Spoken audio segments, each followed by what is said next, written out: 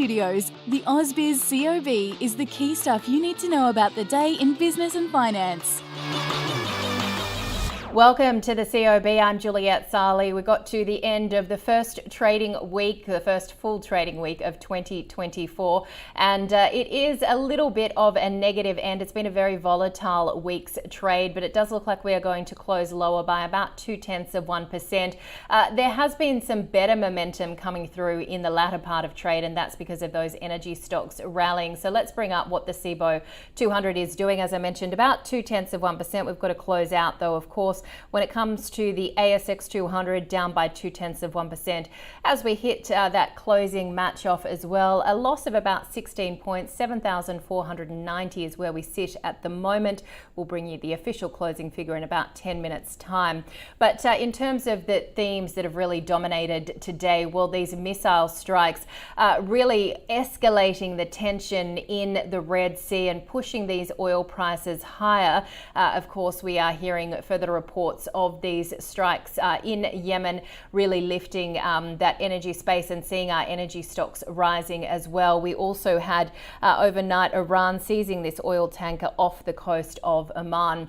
When it comes to the overall inflationary picture, though, a little bit of a mixed picture there, because we had that hotter than expected inflation read coming through from the US. What does that mean for the Fed? Is the likelihood of a cut as early as March now pushed out somewhat?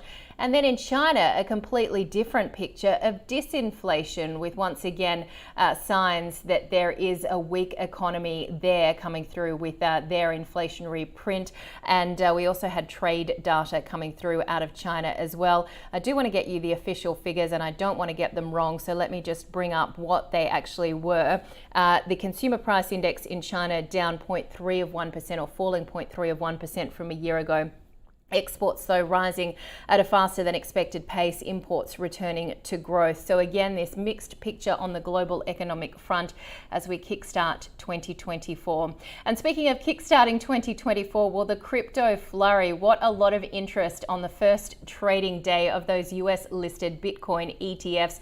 $4.6 billion US dollars there changing hands. The ETFs, of course, really marking this watershed moment for the crypto space, because it does make it easier for retail investors to get a piece of the pie, and I guess a broader acceptance of crypto as an investment. Although we heard that warning heeded from US SEC Chair Gary Gensler immediately after the approval, kind of giving a sense that perhaps his hands were tied, saying that this is not an endorsement of Bitcoin as, of course, a cryptocurrency. All right, let's have a look at some of the sectors. I mentioned we are really focusing in on what's happening in the Middle East and the Red Sea, and these escalating tensions really pushing energy prices higher. Woodside Santos finishing up, as is Beach Energy, Ampol and Viva, though, to the downside. Utilities in focus as well. Origin is not coming up there, but it was ex-dividend, so it certainly has been weighing on the sector. And Origin Energy shares, if I can bring them up quickly, let's see how fast I can type, actually rising by 4% at the close. So ex-dividend, what didn't make a difference at all. Consumer staples, though, let's have a look at what they are doing. Woolies and Coles very much in focus. Coles, of course, slashing a number of its products this week, bowing to pressure from the PM. Metcash off by 1%. Endeavour Group, the alcohol group, off by 1.6%. Treasury Wine up 0.4%. It is wine time after all. All right, let's have a look at some of the top and worst performers. Helios, the worst performer on the ASX.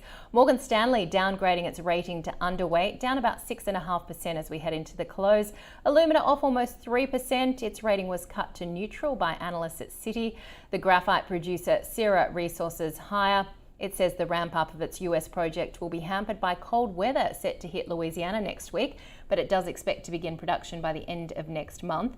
And Newick shares, down by about 13%, expecting an earnings hit for the first half of full year 24 because of their legal costs with ASIC. And we've also been watching CZR Resources unveiling a deal to sell a long-stranded iron ore project to Chinese interests for $102 million.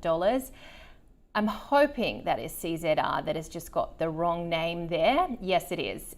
So up 18% to 36 cents. All right, not the wrong name for our next guest. The COB welcomes Henry Jennings for the first time for 2024 from markets today. Henry, I'm a bit sad that the Santa hat's gone. A long time till we see that again. But Happy New Year, if I'm still allowed to say that. And I guess what's been your key take on what has been a bit of a volatile first full week of trade?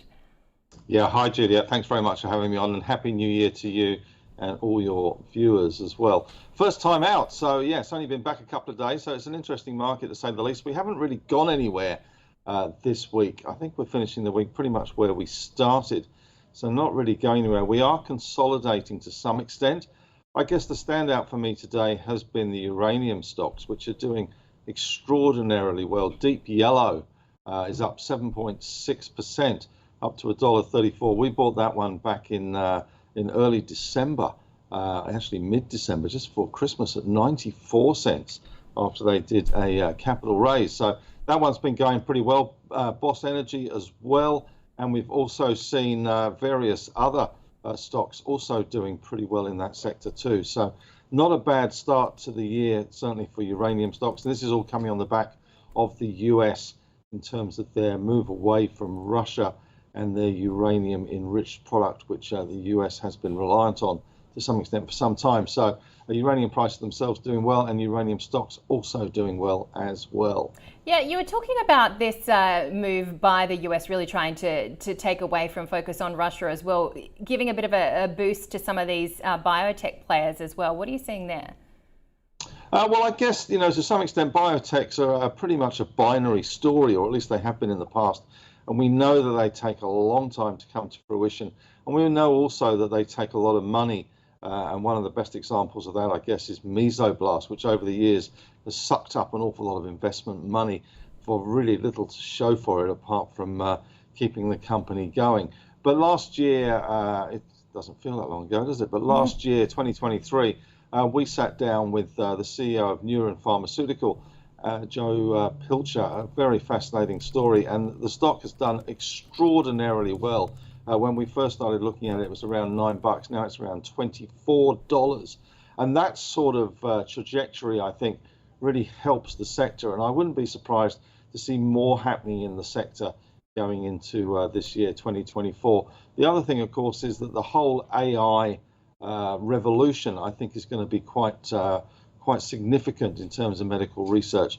We've even seen this week news coming out of the US that they have discovered a new material which for battery technology, so we're not talking biotechs, but battery technology that they have tested through AI, and AI basically found this material, narrowed it down, and it takes away around 70% of the demand for lithium. Of course, it's a long way away from fruition, a long way away from commercialization, but I guess it just shows the power of AI in discovering not only new materials, but also it will go into discovering and helping biotechs really hone the results and their treatment. So I think that's quite significant, and we probably will see a bit more of that this year. Telex Pharmaceuticals is one that's cropped up on my radar. A little bit of talk yesterday in the AFR on that one as well, regarding a possible US listing or NASDAQ listing, and maybe leaving our shores. But there's certainly a few of them around. Avita and Polynovo in the skin and trauma treatment business. So there's a few of these around, and they are starting to make some headway. And I guess when you look at Neuron and the potential profits that investors could have made in that one against the constant drip of capital raisings that we've seen in Mesoblast, maybe we're starting to see a little bit of a recognition that Australian companies can be pretty good in this sector, and we can, there is a lot of money to be made in biotech. Sometimes they're not just the never-ending story, if you like. Indeed. Now, correct me if I'm wrong, but I think your Santa pick was Zip, which hasn't had a great day today. Have we kind of seen a bit of a top in some of these tech players, or what are you looking at in that space now? My Santa pick was Zip. You're right, Julia. I picked it at 38 cents and it went to nearly 60. So it wasn't a bad Santa pick. It has come back to around 50 cents today. So, my whole sort of investment thesis, I guess, was to do with the fact that the US consumer is still alive and well. And even though they're under pressure to some extent, they're finding different ways to pay for things. We've seen that with Affirm. but clearly, you know, they're under a little bit of pressure today, but that does come and go. It is quiet times at the moment. My target for Zip was around 70 cents for the year. If you bought them at 38 cents and they did get to 70 cents, that's not a bad return. I still think they could get to 70 cents this year. There's obviously regulatory issues that are out there and about. We are expected to hear back from the Australian government in terms of some of those issues, but I would say that Zip and the other incumbents have really seen off the competition to some extent. You know, we haven't had the myriad of startup buy now, pay later companies that we saw when it was all the fad. It's really now been left to the incumbents, the afterpays, the Zips, if you like, to sort of steal what's left of the goodies out there. So I'm still relatively bullish on Zip, not as bullish, I guess, as I was at 38 cents because they have had a pretty good run. But I think if you can pick them up between 45 and 50, you should see 70 cents this year from Zip as consumer spending continues. What's amazing to me, I guess, if you look at our own consumer sentiment stocks, you know, you've got JB Hi-Fi, Harvey Norman, Supercheap. They've all been absolutely on huge runs. And here we are being told that consumers are dead and that no one's spending any money because of interest rate rises. Well, the stock prices are telling you something different, or at least anticipating rate cuts and a better consumer environment going forward in the next 6 to 12 months, I guess. All right. Well, yes, you did very well on Zip with that call, and Happy New Year to you, Henry. We look forward to plenty more chats throughout 2024. Henry Jennings, of course, from Marcus Today. All right, well, we are seeing the market close out. Let's have a look at the market leaders. We touched on core lithium. They're rebounding after about a 17% drop over the course of the week. Henry was talking there about a lot of these uranium players. Boss Energy having another good day. Neuron Pharmaceuticals up almost 5%. Bellevue Gold and Telix, which was also there on Henry's radar, up by 4%. We certainly get the guests that know how to pick the stocks. Let's have a look at the laggards here in the day's trade. Helios, we talked about on that broker downgrade, off 6.5%. Star Entertainment off by almost 5%. Illumina, of course, it's been all about this joint venture with Alcoa and cutting costs in WA, down by about 3%. AMP and NRW Holdings also lower. In terms of the smaller end of town, let's have a look at the leaders. Airtasker, do love Airtasker, gotta say, up 13% today, 26 cents. Step One, Danny's fave stock there, up by about 10%. I say that tongue in cheek, she won't like me saying that. Let's have a look at what we are seeing with some of the laggards. A2B was ex-div today, so down by about 33%. Neo Metals off by about 11%, but remember it had a really good run yesterday on the back of that tie-up with Mercedes-Benz. Bougainville Copper there, down by 7%. All right, we'll have a look at what we're going to look out for in terms of the asset class of the day, which was Bitcoin ETFs. And June Bailu of Tribeca Investment Partners and Mark Gardner of MPC Markets told Koshi their buy, hold and sell verdicts.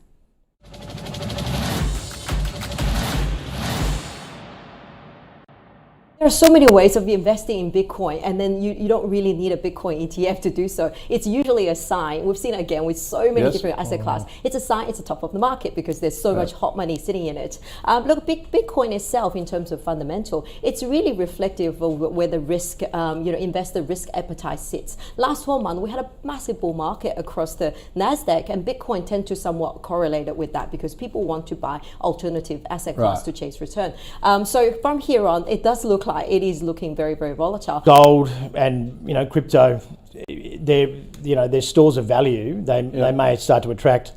They may start to attract some further pricing up. There's a halving of Bitcoin in April this year as well. So, I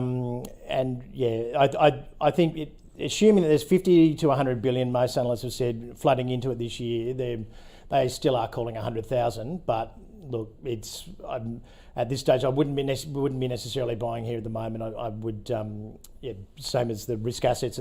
We're not getting long risk assets here at the moment, so we probably wouldn't be getting long Bitcoin, but probably looking to buy the dip for the long term.